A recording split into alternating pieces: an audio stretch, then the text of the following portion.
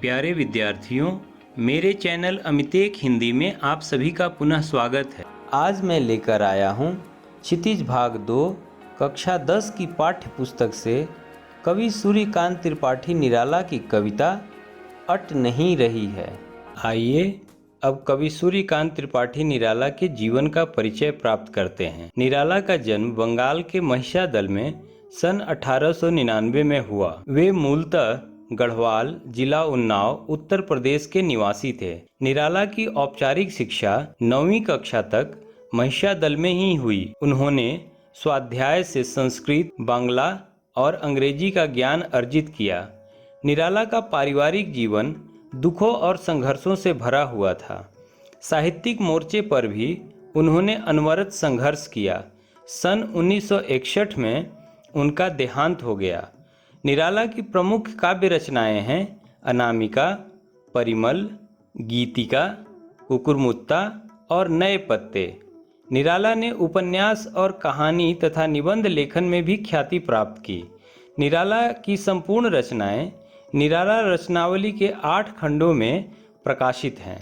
कवि सूर्यकांत त्रिपाठी निराला छायावादी युग के 4 महत्वपूर्ण स्तंभों में से एक महत्वपूर्ण स्तंभ माने जाते हैं। उनके काव्यों में दार्शनिकता, विद्रोह, क्रांति, प्रेम की तरलता और प्रकृति के विराट रूपों का चित्र देखने को मिलता है। निराला विद्रोही स्वभाव के कवि थे। उन्होंने काव्य या कविता को छंदों के बंधन से मुक्त किया। उनकी पहली रचना जूही की कली से छायावाद का प्रारंभ माना जाता है। अट नहीं रही है कविता फागुन की मादकता को प्रकट करती है। कवि फागुन की सर्वव्यापक सुंदरता को अनेक संदर्भों में देखता है। जब मन प्रसन्न हो तो हर तरफ फागुन का ही सौंदर्य और उल्लास दिखाई पड़ता है। सुंदर शब्दों के चयन एवं लय ने कविता को भी फागुन की ही तरह सुंदर एवं ललित बना दिया है। आइए इस कविता की भूमिका समझते हैं। जिस प्रकार ग्रिगोरियन कैलेंडर के अनुसार 12 महीने जनवरी से लेकर दिसंबर तक होते हैं, उसी प्रकार भारतीय कैलेंडर शक संवत के अनुसार भी चैत्र से लेकर फागुन तक 12 महीने होते हैं। मध्य फरवरी से मध्य मार्च तक का समय प्रायः फागुन का महीना माना जाता है। भारतवर्ष में 6 ऋतुएं होती है। इसमें बसंत को ऋतुओं का राजा या ऋतुराज भी कहते हैं। फागुन का महीना वसंत ऋतु का ही अंश है। इस महीने में न अधिक गर्मी होती है, न अधिक ठंडक होती है। इस महीने में संपूर्ण जीव जगत शीत ऋतु की भीषणता से मुक्ति प्राप्त करता है। चारों तरफ फूल ही फूल खिले हैं। ऐसा प्रतीत होता है जैसे धरती कोई नई नवेली दुल्हन की तरह सजी धजी हुई है। आमों में मंजर आने लगते हैं और अमराइयों में कोयल की मादक कूक सुनाई पड़ती है। धरती सरसों के फूलों से पट जाती है। यह प्रेम का महीना है। रंग और गुलाल की मादकता फागुन के सौंदर्य को और बढ़ा देती है। ऐसा प्रतीत होता है जैसे प्रकृति अभी अभी नव यौवन को प्राप्त की है। फागुन महीने में प्रकृति के इसी अनुपम सौंदर्य को कवि सूर्यकांत त्रिपाठी निराला ने अपनी कविता अट नहीं रही है के माध्यम से अभिव्यक्त करते हैं। आइए अब इस कविता का वाचन करते हैं। अट नहीं रही है आभा फागुन की, तन सट नहीं रही है, अट नहीं रही है। कहीं सांस लेते हो, घर घर भर देते हो, उड़ने को नभ में तुम पर पर कर देते हो।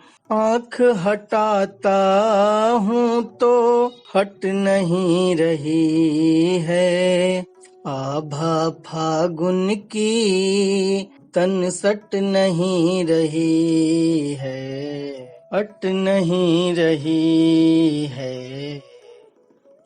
पत्तों से लदी डाल, कहीं हरी कहीं लाल, कहीं पड़ी है उर में मंद गंध पुष्पमाल। पाट पाट शोभाश्री पट नहीं रही है, अट नहीं रही है। आभा फागुन की तन सट नहीं रही है, अट नहीं रही है। प्रिय विद्यार्थियों, अट नहीं रही है एक छायावादी कविता है।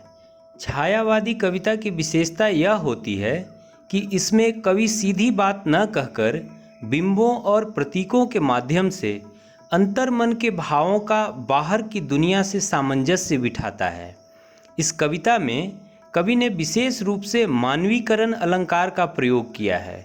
कविता को सुनने या पढ़ने से ऐसा प्रतीत होता है जैसे फागुन किसी महीने का नाम नहीं है।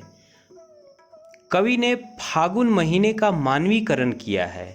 इस महीने की मादक सुंदरता का चित्र खींचते हुए कवि कहते हैं, अट नहीं रही है, अर्थात समा नहीं रही है। अगर आप छोटी थैली में अधिक मात्रा में कोई वस्तु रखने का प्रयास करें तो वह उसमें समा नहीं पाती या अट नहीं पाती है। यहाँ धरती या कवि की आँख छोटी थैली के समान है और फागुन मास की सुंदरता उसमें रखी वस्तु के समान है। आँख बहुत छोटी है और फागुन की सुंदरता बहुत अधिक है। इसीलिए कवि कहते हैं, फागुन महीने की सुंदरता मेरी आँखों में या धरती में समा नहीं रही है। आभा फागुन की तन सट नहीं रही है। आभा शब्द का अर्थ होता है कांति या चमक। अंग्रेजी में इसे ग्लो कहते हैं। तन शब्द का अर्थ है शरीर, लेकिन यहाँ तन शब्द का प्रयोग संपूर्ण वातावरण या धरती के लिए किया गया है। सटना शब्द का अर्थ है समाना। फागुन महीने के आगमन से वातावरण की सुंदरता इतनी बढ़ जाती है कि यह सुंदरता धरती के तन में समा नहीं रही है।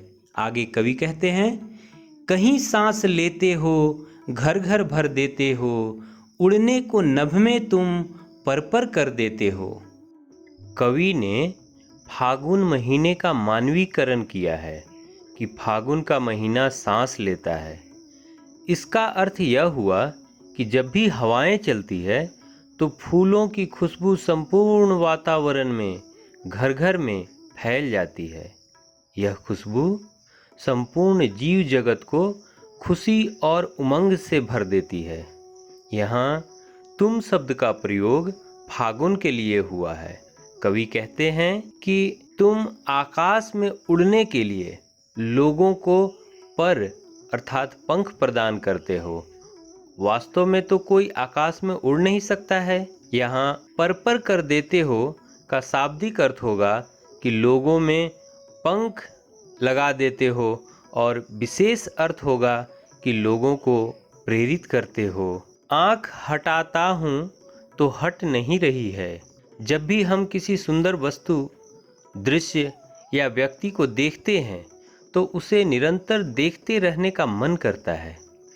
हम अपनी नज़र हटाना भी चाहें तो हटा नहीं पाते हैं। कवि कहते हैं कि प्रकृति के इस सुंदर दृश्य से मैं अपनी नज़र हटाना चाहकर भी हटा नहीं पा रहा हूँ। आगे कवि कहते हैं, पत्तों से लदी डाल, कहीं हरी कहीं लाल, कहीं पड़ी है उर में मंद गंध पुष्पमाल। अर्थात वसंत ऋतु में सभी वृक्षों पर, सभी डालियों पर नए पत्ते निकल आते हैं। कुछ हरे होते हैं और कुछ लाल होते हैं।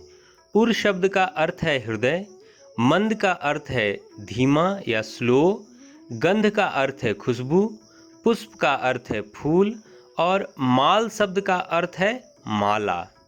कवि कहते हैं कि फागुन महीने में प्रकृति के हृदय में पुष्प मालाओं की भीनी भीनी खुशबू फैल जाती है। अर्थात संपूर्ण वातावरण में एक मीठी सी खुशबू फैल जाती है। पाट पाट शोभा श्री पट नहीं रही है। पाट पाट का अर्थ हुआ सभी जगह। शोभाश्री अर्थात प्रकृति की अनुपम सुंदरता।